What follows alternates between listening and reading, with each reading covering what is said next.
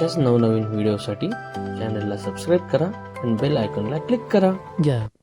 छत्रपती शिवाजी महाराज की जय. छत्रपती शिवाजी महाराजांचं सुरुवातीचं आयुष्य आणि त्यांच्या स्वराज्य स्थापनेचा तो प्रेरणादायी प्रवास, आज आपण त्यावरच सविस्तर बोलणार आहोत. आपल्या समोर जी माहिती आहे ती साधारणपणे महाराजांचा 1630 मधल्या जन्मापासून ते 1665च्या पुरंदरच्या तहापर्यंतचा काळ दाखवते. पण आज आपण फक्त घटना नाही पाहणार, आपण त्या मागचा विचार समजून घेणार आहोत. एक तरुण ज्याच्या आजूबाजूला आदिलशाही आणि मुघलांसारख्या प्रचंड सत्ता होत्या, त्याने एक स्वतंत्र राज्य उभं करण्याची कल्पना कशी केली असेल, कुठून आली असेल ती दृष्टी, ते धाडस.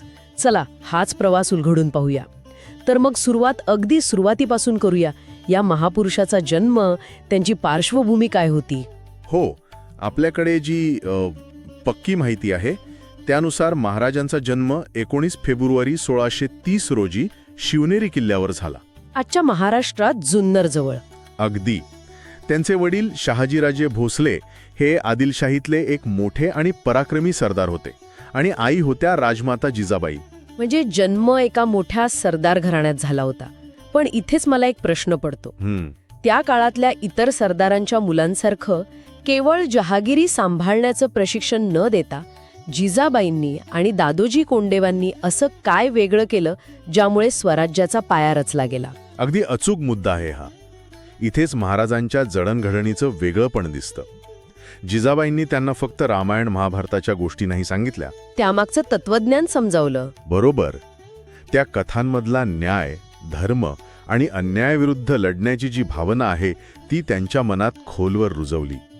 ही केवळ करमणूक नव्हती, तर एका भविष्यातल्या राजाच्या चारित्र्याची उभारणी होती.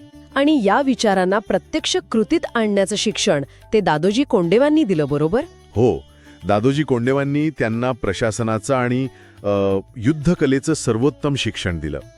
तलवारबाजी, घोडेस्वारी यासोबतच एक अत्यंत महत्त्वाची गोष्ट त्यांनी शिकवली. कोणती? सह्याद्रीच्या भूगोलाचा वापर कसा करायचा.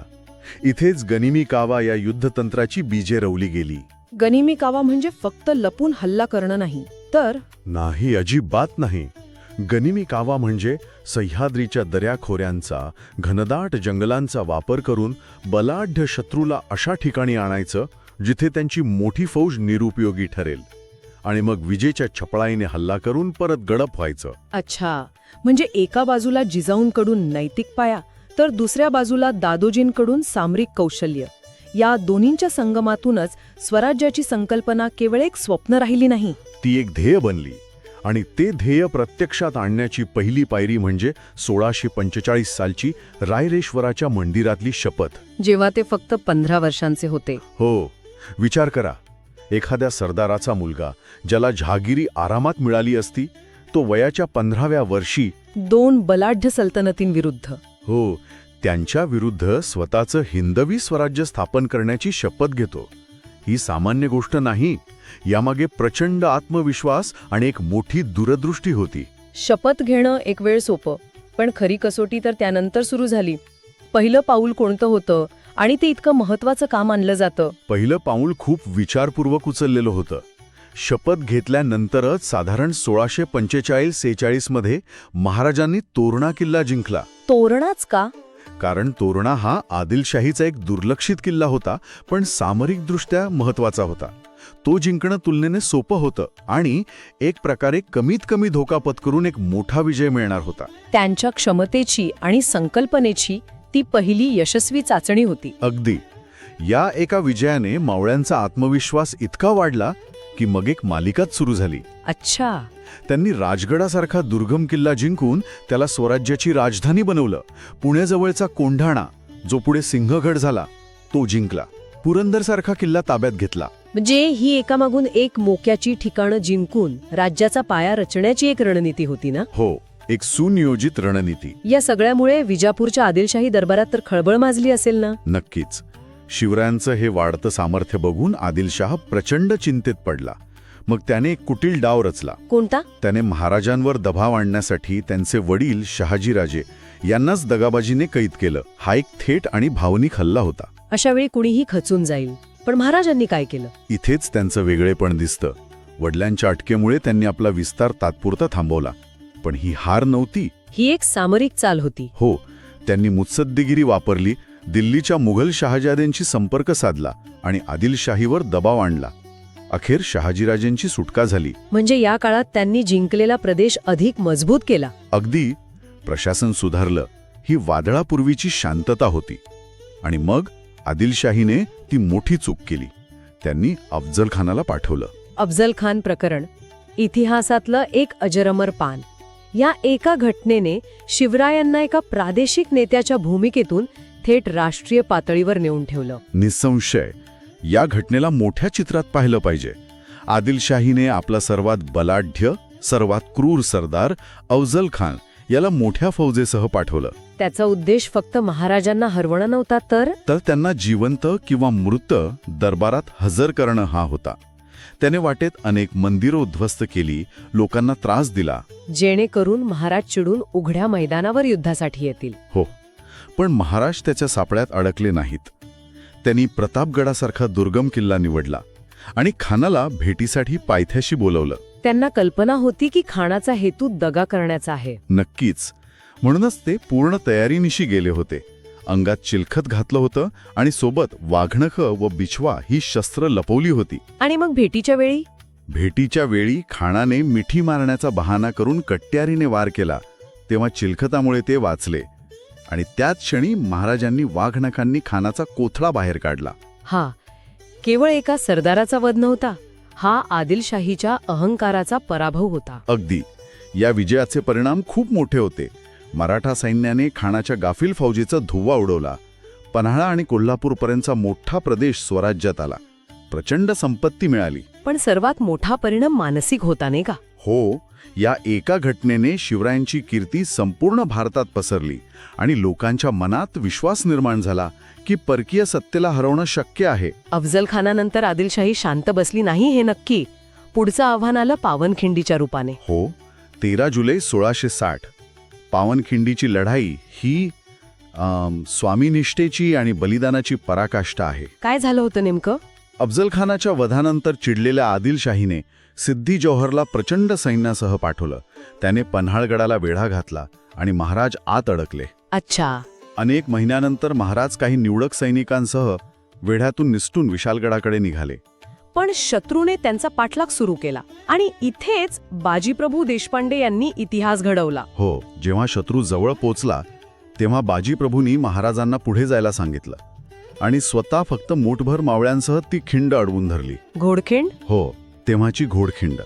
त्यांनी महाराजांना वचन दिलं की जोपर्यंत विशालगडावरून तोफांचा आवाज येत नाही तोपर्यंत शत्रूला खिंडीतच रोखून धरू.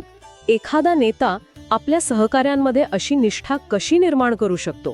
हे केवळ आदेशाने होत नाही. हेच तर महाराजांच्या नेतृत्वाचं गमक आहे. ते आपल्या मावळ्यांना सहकारी मानत बाजीप्रभूंनी अमानुष शौर्य दाखवलं. शेवटच्या श्वास असेपर्यंत ते लढले. आणि जेव्हा तोफांचा आवाज आला तेव्हाच बाजीप्रभूंनी समाधानाने आपले प्राण स्वराज्यासाठी अर्पण केले. ती घोडखिंड त्यांच्या रक्ताने पावन झाली, म्हणून ती पावनखिंड म्हणून ओळखली जाऊ लागली. आदिलशाहीला असे धक्के दिल्यानंतर आता मुघलांचं लक्ष त्यांच्याकडे वळलं असणार, जी त्याहून मोठी सत्ता होती. हो, आत्तापर्यंतचा संघर्ष आदिलशाहीशी होता, पण आता दिल्लीचा बादशाह औरंगजेब अस्वस्थ झाला. त्याने आपला मामा शाहिस्ते खान याला प्रचंड फौजेसह दख्खनमध्ये पाठवलं. आणि त्याने आपला मुक्काम थेट महाराजांच्या लहानपणीच्या घरात लाल महालातच ठोकला. हो, हा महाराजांसाठी एक मोठा अपमान होता आणि या अपमानाचा बदला त्यांनी ज्या प्रकारे घेतला तो इतिहासातला एक खूप धाडसी हल्ला मानला जातो. विचार करा, शत्रूच्या ताब्यात असलेल्या शहरात त्याच्याच घरात घुसून हल्ला करणं. हे अविश्वसनीय आहे. 1663 मध्ये महाराजांनी काही निवडक सैनिकांसह वरातीच्या वेशात पुण्यात प्रवेश केला आणि रात्रीच्या वेळी थेट लाल महालात घुसले. शाहिस्ते खान घाबरून पळून गेला.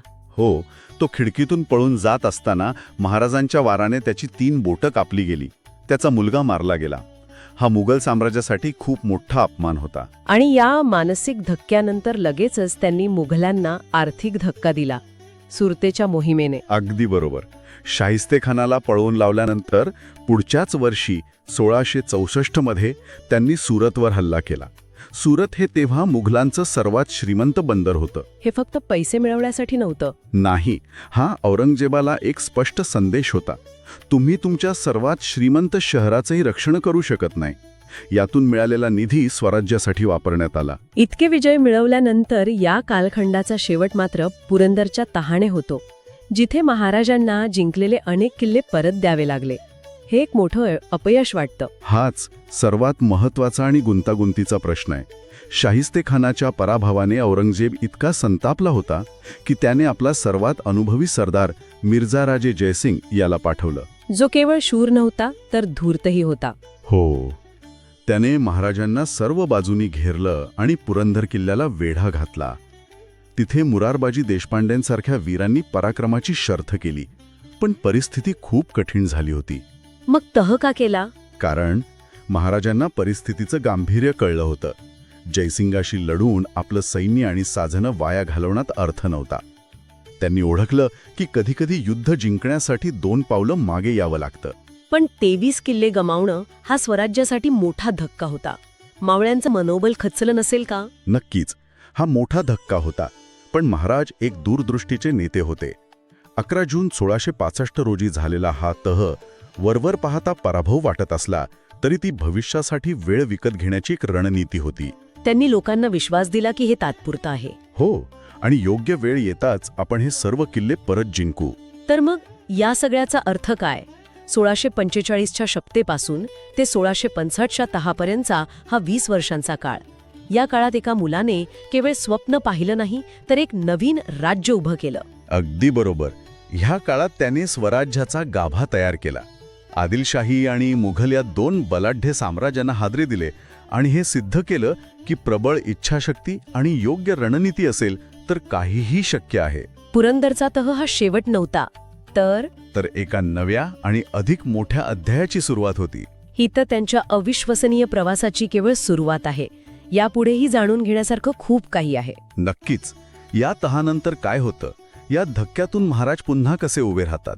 त्यांची इतिहासाला कलाटणी देणारी आग्र्याची भेट आणि तिथून झालेली सुटका, ही कथा आपण पुढच्या वेळी ऐकू. हो. आजची चर्चा संपवताना एक विचार करण्यासारखी गोष्ट आहे.